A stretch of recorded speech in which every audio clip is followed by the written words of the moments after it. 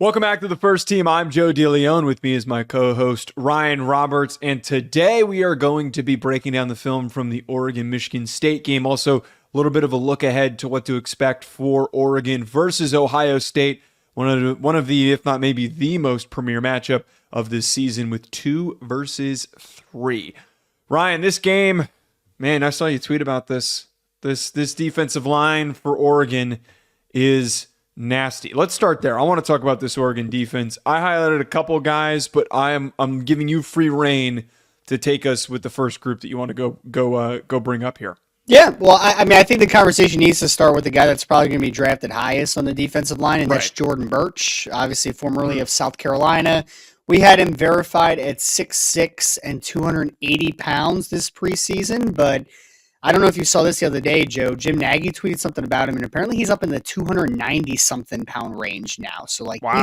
he's a massive kid, dude. Number one. He's kind of built like, not to cut you off already, but he's kind of built like what?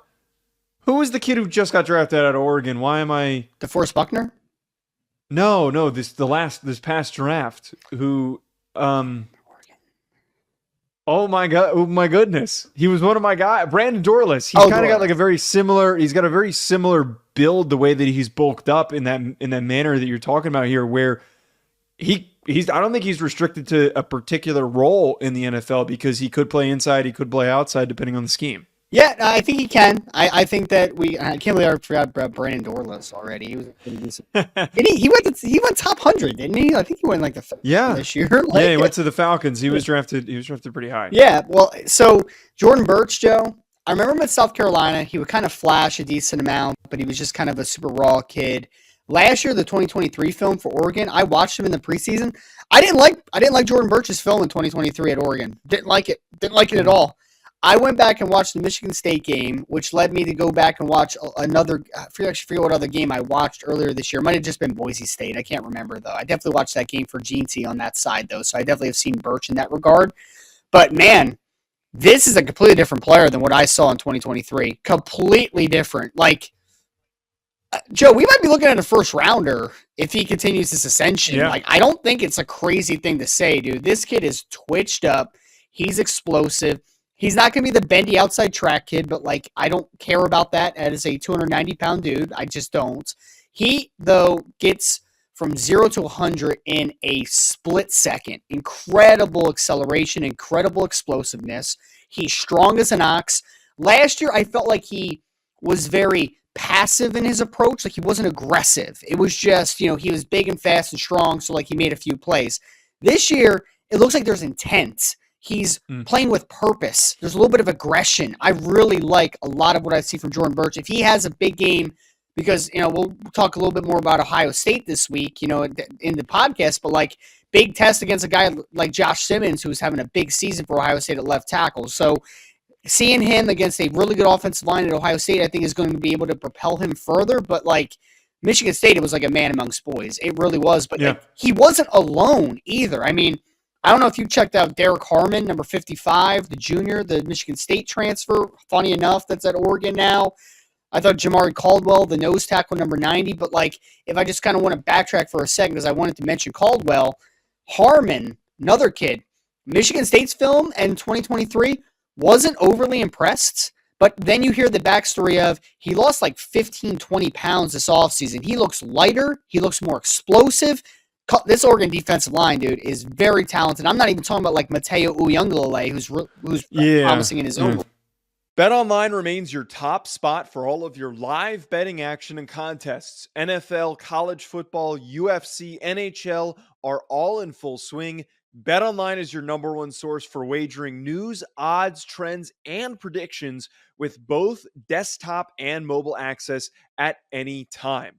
Head to BetOnline today and use promo code BELIEVE, that's BLEAV, for 50% off your first deposit. That is a 50% welcome bonus. BetOnline, where the game starts. Yeah, Burch has been really exciting to track, and I think that in an already pretty strong interior defensive lineman class, or depending on where you want to put him, it's going to be a really good grouping. Maybe that's the one thing that does keep him out of being a top 50 prospect, is there's already a pretty long list of guys that are going to go get selected before him. But I have to bring up 3 other guys that flashed on film, which just sounds crazy to think that there are this many that we're talking about here. It needs to be acknowledged that Dan Lanning has done a tremendous job of recruiting along the line of scrimmage on defense. But Jamari Caldwell, number 90, had a couple of really nice plays against the run. He is a massive dude. He's only 6'1". Houston transfer. Houston transfer. Yep. Houston transfer. He's only listed at 6'1", but he was listed at 340. I'm not taking him early, but this is potentially a wrecking nose that you could select somewhere on day 3. Amari Washington, number 52, also had a number of great plays against the run. Saw some good flexibility from him, some good burst and power. And then lastly, you mentioned Mateo Uyunglele, who isn't nearly as far along as these other guys, but he's been pretty productive this year. You 100% see why he was graded and rated by many outlets as a 5-star recruit, was because he's got length, he's got power, he's actually got some pretty underrated bend as well. And as he starts to learn how to use his hands more, I think his stock is only going to rise as a prospect, and he's only a true sophomore. I should have led this off, Joe, because you just stole my thunder, dude. You absolutely stole my thunder there. You led off with a nice long spiel on Jordan Burch, so you're welcome. Amari Washington, who's a true sophomore, number 52, is the guy I wanted to mention. Unfortunately, I hope that not a lot of agents listen to this podcast, because I'm about to recommend him for RPM, dude, because like he is, dude. Oops, Joe. There were like 2 to 3 plays in this game where I'm just like, that looks different. Like that's how that's supposed to look, right? He is, like I said, a true sophomore.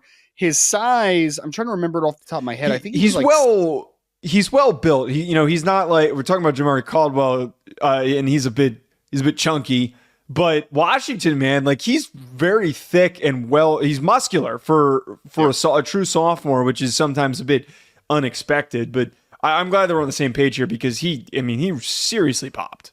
Yeah, no, he does, man. He's twitched up for an interior defensive lineman, which really kind of stands out. Like, he is a penetration style player that I'm really excited about. Jamari Caldwell, it's funny enough, dude, I was waiting for like a little bit of the breakout. I think it happened during this Michigan State game. Not only did he have that nice, it was like a run stop at the line of scrimmage, working from the backside of a play at nose. I don't know. Did you see when Aiden Childs fumbled at the goal line? That was literally Caldwell and then the middle linebacker that collided on him head first and forced the fumble. Caldwell's a good player. I had a late 4th round grade on him in the preseason from his Houston tape. So like, I'm pretty excited to see that he was kind of backing that up a little bit in this game. Any other Oregon defenders? I think their secondary's, I mean, it's fine. There's some guys in that grouping, but like nobody that like really got me juiced up, especially because Michigan State runs the ball as often as they do. We didn't really get enough exposure to that. Yeah. No, so yeah, I mean, the secondary is just senior laden. I mean, like Kobe Savage, Jamar Muhammad, Brandon Johnson, they're all seniors. I think actually Tysheen Johnson, the strong safety, is a senior as well. Yeah. So like, it's just an older group. The one guy that I just want to highlight, because I have no idea if he's going to be a draft prospect, because he has this most remarkable story. Joe, did you check out number 28, the inside linebacker, Bryce Botcher? Did you see him? Yes. I mean, I didn't write him down, but I mean, I was aware of who he was when I was watching film. So he popped a few times. He had one tackle for loss play that was pretty phenomenal. 6'2", 225. I had this assumption though, right? Because I'm like, he's just a white inside linebacker, right? Like that crossed my mind. But then I saw him on one play, kind of almost like a Tampa 2 look, where he had to flip his hips and play middle of the field, where, I mean, he's smooth, dude. He's got really good hips. And then I started doing background on him. So, Joe, he's a big-time baseball player for Oregon. He plays center field for Oregon, and apparently he is extremely good. So he actually played baseball first, then he walked onto the football team because he wanted to play football like he did in high school. He was a safety turned linebacker. Wow. 225 pounds. He's the leading tackler for this Oregon team, and I think that he could get a legit NFL look. But here's the thing. Apparently there was a story that came out a few months ago that he just wanted to play one more year of football because he's going to go play Major League Baseball after this because he's already been drafted. So I have no idea if this kid is going to play in the NFL. But I would doubt that. I mean, say he's a linebacker. He's probably going to want to save his head. And also, I mean, the amount of money if he connects in the MLB compared to the NFL is so much larger. He's having a nice year, though, man. He is the leading tackler on the team. He has an interception. He has like 4 pass breakups. This is like the modern day 3 linebacker that can play special teams, that can move really well, that is like worth a watch. But I have no idea if he's even going to contemplate pursuing, like if he's a late Senior Bowl kid. And like, I have no idea what that transition is going to be for him. But at least he is a really good college linebacker and a really fun story, to say the least. Oregon's offense, Dylan Gabriel played really rough in this game. We're not going to really spend a lot of time on that. I think for Ohio State, there should be concerns on expectations of how he's going to play against that defensive line. I thought Oregon's interior offensive line played as poorly as I would have expected. They're definitely the weakest part of this offense. The one guy who definitely did pop, I did like Jordan James. I thought Jordan James had some nice wiggles, some really good burst. But dude, Terrence Ferguson, the tight end, number 3, he's a senior. I don't know just yet because I haven't done like a full grade evaluation on him, but there was the one screen that he caught, and he picked up speed pretty quickly. He showed a little bit of wiggle after the catch and evading a couple of guys. I'm not saying that this is tight end 1 over Colston Loveland or Brenningstool or Gunnar Helm. We know some people love Gunnar Helm. I think he could find his way somewhere in this class, maybe in the top 10 of the tight ends, maybe a little bit sooner, because he's been super productive for them. So, Joe, I have a take on Terrence Ferguson because he's a super senior, a kid that's been around forever. I'm pretty sure he's Oregon's all-time leading receiver at tight end, which you need an asterisk next to because obviously he's played more games than any tight end in Oregon history as well, being a COVID kid, right? But with the size he has, with the athleticism, with the spatial awareness, and he blocks pretty well, like he's at least an effort kid as a blocker. I think this kid could be a top 100 player. I really do, man. In a tight end class that I think still needs a little bit of figuring out of the depth, I think that this kid is kind of a well-rounded, solid rotational player on the next level, if nothing else, but maybe a starter eventually. Like, I really do like Terrence Ferguson. On that screen, dude, that was pretty nice. I mean, just the speed, the explosiveness, the change of direction, even just to kind of navigate space. There's a lot to like about a Terrence Ferguson. So he definitely popped a lot for me. No receivers popped at all. Like, it was more about the tight end. And then Jordan James, who's like 5'11", 210 pounds, 5'10", 210 pounds. I don't think Jordan James is special, but I think Jordan James is pretty explosive downhill. I think he's a no-nonsense runner, and I think he has a place on the next level. Ultimately. Yeah, like a day 3 third back or something that you just bring in as a spell, and maybe he's just a practice squad guy. But yeah, to that point, he's not strong enough to like really break any contact consistently, but he runs hard. And when you got these small guys that run hard that have pretty good burst, an NFL team's going to want you. An NFL team's going to give you the opportunity. So here's my cautionary tale. Evan Stewart has not been what I was hoping Evan Stewart would be for Oregon. He has not materialized. Trayshawn Holden, I think, had a couple flash plays. Number 1, he's an interesting player. I want a cautionary tale here, Joe. Tez Johnson is not Tank Dell. Do not make him Tank Dell, please. He is not Tank Dell. I'm telling you this. I refuse to quit him. I put a 6th-round grade on him in the preseason. I'm just so okay with that grade. Like, he's fine, dude. He's fine. He's small. He's going to struggle against a contact on the next level. He's smooth. He's got decent speed, but like, he's just, there's limiting factors there. Can we start the offensive line conversation though? Can I start it? Okay. Well, here's my thoughts very quickly before I let you go down the rabbit hole. Again, the interior group was unimpressive, and it has been a grouping that has caused problems. Like, they're not doing a very good job of running between the tackles for the performance that they've had.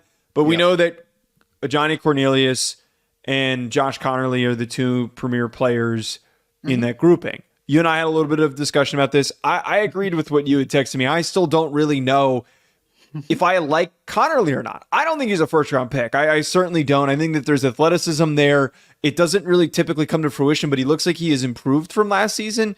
Cornelius is at his ceiling. He was at his ceiling last year just because of who he was athletically. So I don't really see a case where his stock is going to rise much more. So I'll say I think because I think both guards aren't players. I just don't. The center I think is interesting. He's a true sophomore. Yeah, He's a true sophomore. I don't know how to pronounce his name. Don't ask me to do that on this podcast. We'll do that in the future if he becomes a prospect. Here we are with the AJ Cornelius, Joe, a Johnny Cornelius, Rhode Island transfer, Rhode Island great. He is what he is, man. He just is what he is. I don't see a ceiling on this kid. I see an okay floor. I think he's pretty strong. I think he's pretty coordinated. I think he has heavy feet. I don't think he redirects very well. I think he's a guard ultimately. Like I just don't think he's a tackle. Yes. Yeah. But like, dude, I see a day 3 player. Is he anything more than a day 3 player? Like I don't see a day 2 player. I think early day 3 at the very least. He could start. I think I gave him like a 5th round grade in the preseason, man. I'm fine with him. Yeah, I want to say I had a 4th, I think was what I had on him. So we're not a ton off there, right? Like I think there's athletic limitations to a Johnny Cornelius, but I think that he's a pretty strong kid. I think he's a pretty nuanced kid. I think his hands are pretty good for the most part. I just think that he has limitations as a mover. I am so conflicted with Josh Connerly at left tackle. Because I thought he was good in this game, though, man. There was some reps at outside. But who was he going up against? That was kind of what I was watching. It was like this number 9 kid on Michigan State was like not even really trying. And I was like, am I really going to get geeked up over Connerly because of this? Well, I mean, Joe, we can do it on the other side, though, with like Jordan Burch and those dudes. It's like, who are they playing against? Who are they playing against in this game, right? Like, I mean, but the Michigan State offensive line was putting in a little bit more effort than from Buddy on Michigan State that it was watching. There were a couple reps though. There was one particular where he was playing outside. It was outside zone to his side, him at left tackle. I know. I think I know the player you're talking about. Yeah. So he helped. Wait, was it the play? Was it the empty set where Gabriel kept the ball, or was it hand off to James? No, it was Jordan James. It was Jordan James with a pretty nice gain down the sideline off of an outside zone look. But so Connerly reached to his left, helped to watch the defensive end up the field, worked to the second level, and had a really nice block on the linebacker on the second level, which sprung Jordan James for a big gain. I think that his movement skills are good, and I think he's long as hell, right? Like, and those things are building blocks. I still think the power is inconsistent, but it's better than it was last year. I think there's substantial growth that can still happen with him, because I think that we forget, because of the hype that Connerly has, he's only a true junior and he's 20 years old, right? Like, this is not a finished product by any means. I think that there are building blocks though. Like, you can't teach the length he has. You can't teach the foot quickness he has. I think that there's a lot to work with. And I think he's substantially better than what he was in 2023, but I'm still, every time I watch him, I feel like I write next to his name, I want more. I want more. I want more. I still want more, but at least he's trending in the right direction. It's not like he's stagnating, in my opinion. Yeah, I still certainly don't think that he is a first rounder, just to repeat that thought. Michigan State, we're not really there yet with a lot of these guys. There's a lot of young kids, especially Aiden Childs, who is still, I mean, like, I almost question if maybe I'm almost questioning if he should even be starting at the current moment. He seems like a lot's going on for him at once. I only have he's 2 19, players, dude. You know he's only 19 years old. A young kid, Childs. Man, and you got to give him the benefit of the doubt. Wasn't he a reclass kid?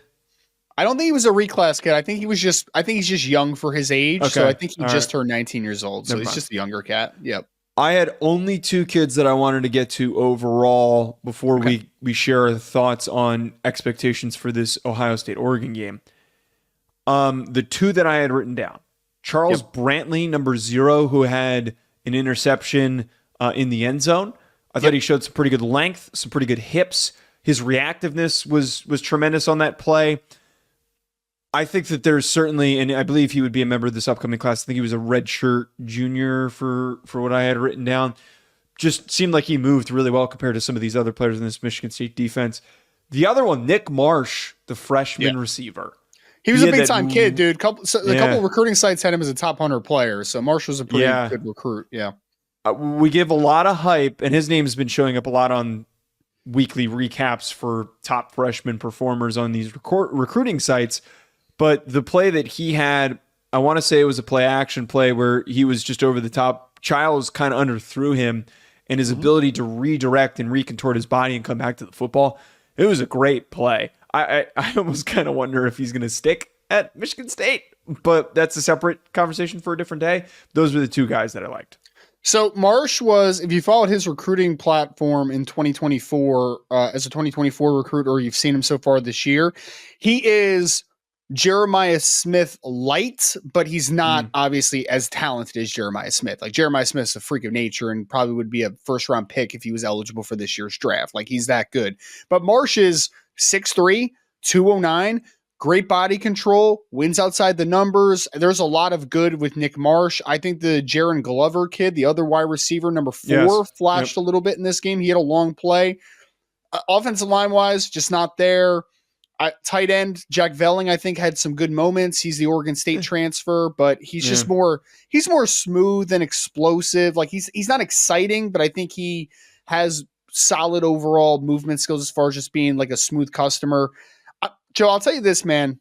There's going to be a lot of lumps here, but there are some high-level plays that Aiden Childs does make. It's just super inconsistent right now. Super inconsistent right now. That is an understatement. He's probably one of those volatile players in the country at quarterback. He'll make a great throw, he'll scramble and evade pressure, or he'll take a really brutal sack and he'll fumble. That's the world that we live in. He is a first-year starting quarterback on a bad football team, right? So, like, he is in that world today. Secondary-wise, I had Charles Brantley written down. The only other guy I had on defense really was Malik Spencer, who's number 43, the junior safety. He had that really nice interception off of Dylan Gabriel, where Gabriel was kind of scrambling down near the end zone. Did Gabriel throw 2 interceptions in the end zone? I think he did in this game, right? Like, didn't he throw 2? He did. I didn't watch this game live because I was watching the UNLV Syracuse game. Yeah. There were 2 interceptions on film. So there was one that he rolled out and it was like on the 3-yard line. He rolls out, bad pick. And then there was the other one that he threw to Brantley where it was much deeper and he got completely red and his arm just has no zip on the ball that it just kind of floated right to Brantley. Yeah, so the one that I'm talking about to Spencer, number 43, the true junior, that was the one where the receiver was open for a split second. He actually was able to get his feet set and get a little bit of zip on this ball, but Spencer had this really nice reactionary play where he came back from toward the sideline to the middle of the field and had this really nice interception. So he's just interesting. I think he's listed at, I was pulling him up. Yeah, he's 6'1", 200 pounds, Buford, Georgia. He's got an interception, a couple interceptions on the year, a couple pass breakups, a forced fumble. So 6'1", 200 pounds, true junior, Georgia kid. There's something to build off of there. So he was number 43, the last guy that I had mentioned or actually the only guy outside of Brantley that I have on the defense side of the ball. I know you love the linebackers though. So yeah. It's frustrating that my guy, Jordan Hall, is not playing and he's hurt and they're starting some goober who's not wearing gloves or wristbands or any tape or anything. He's a Korea player. Go look at that kid's career stats, man. He has been a very good player, at least on a box score. Statistically, I watched him. I wonder how much more productive he would have been if I didn't watch him fall over as many times as I did on film. I was... Apparently Hall's hurt though, so he'll recover. He should transfer. He needs to go somewhere he can play. Cal Halliday is who you're talking about, Joe, and he has 335 career tackles, 25 tackles for loss. Start Jordan Hall. Jordan Hall was a former 4-star recruit. I think he was a former top 150 recruit, and he was tremendous last season. And he's been rotating, and now he's hurt. So I'm disappointed. Let's talk about this game though coming up this weekend, Ryan. Yep. After watching, so I previewed it on Rufino and Joe yesterday, and I kind of did like a quick run through of film of both these teams' games, and then I did the deep dive on the film today before we taped for the Oregon-Michigan State game. I feel pretty confident in my prediction yesterday, and I think it was reaffirmed from rewatching today. I think Ohio State wins this football game.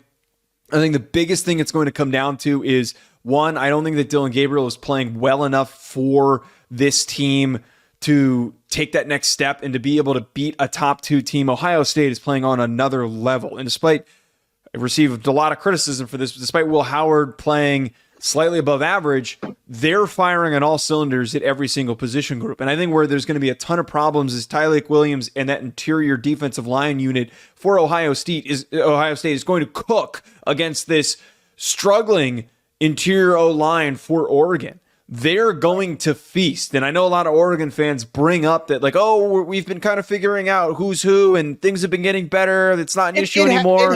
It has been better the last couple of games compared to early in the season. But this is a much different challenge. I think this game is going to be won there. They're not going to be able to run the football. They're going to have issues protecting Dillon Gabriel, I think, in this game. But more importantly, I'm worried that Gabriel might end up having a couple of turnovers based on the way that we've seen him play so far. So I think there's keys to the Oregon side of this, right? If Oregon, because I think we see this game pretty similarly. I think it's going to be a competitive football game. I would pick Ohio State to win ultimately in this contest. Do you know what the spread is on this game? I don't even know what the. It was my 3 in favor, 3.5 in favor of Ohio State, I believe. Yeah, it makes sense. So I think Ohio State wins. I do think it's going to be a competitive contest, to say the least. I think the two biggest keys for me, Joe, and this obviously comes back to the prospect conversation a little bit. It's 3. Sorry. It's 3. Okay. For the prospect conversation, right, that is a part of this deeper team conversation of an opponent versus an opponent, Oregon's two big keys to victory, in my opinion, if they're able to pull this one out. One, their defensive line is stellar. We talked about this during this podcast. Ohio State's offensive line, though, is playing really good ball this year, man. Josh Simmons at left tackle has taken a massive step forward. The center, Seth McLaughlin, is playing really good ball. The Alabama transfer, Donovan Jackson, is playing good ball at left guard. Can Oregon be disruptive defensively enough to create some negatives in the run game and to fluster Will Howard? If they can, I think they have a chance to, we can hit the under in this football game, and this could be a competitive game, kind of a grinded out type of affair. The other question, which I have much bigger question on, because I think that Oregon defensive line can dominate to a degree. I think they can. But the one that I don't think is in Oregon's favor is these Oregon receivers, I think, have very underperformed compared to what their expectation was. Tez Johnson's been good at times, not great at others. Evan Stewart has been a bust. Trayshawn Holden is fine. He's a solid, third receiver in this team, but you're going against an Ohio State secondary, which legitimate NFL top 50 players all across the board. Like, you have Denzel Burke, who could be a first round pick. You have Lathan Ransom, who's having a really nice year, a bounce back. You have Caleb Downs, obviously, but then you have Jordan Hancock. You have Davison Igbinosun, or however the heck you pronounce his name. This is a really good secondary. Can Oregon make enough plays from a wide receiver perspective? I don't know the answer to that one. That is my biggest question mark. If they can, then I think Oregon can potentially win this football game, but I lean towards Ohio State because I just think that I have seen more stability offensive line-wise. We know their defensive line is very good. I'm just more interested to see Jordan Burch versus left tackle Josh Simmons, and I'm interested to see if any of these Oregon receivers can challenge the Denzel Burks of the world to make enough plays in this game. Yeah, the more I think about it and the more that you just break it down from this granular level of position group by position group, the more confident I start to feel about Ohio State winning this football game on the road. We'll see what happens this Saturday at Joe DeLeone, at Rise and Draft, at First Team Pod on Twitter. We'll be back with a discussion on the top quarterbacks and how they've done through this halfway point of the season. So stay tuned for that by subscribing. Talk to you folks later. Enjoy the rest of your week.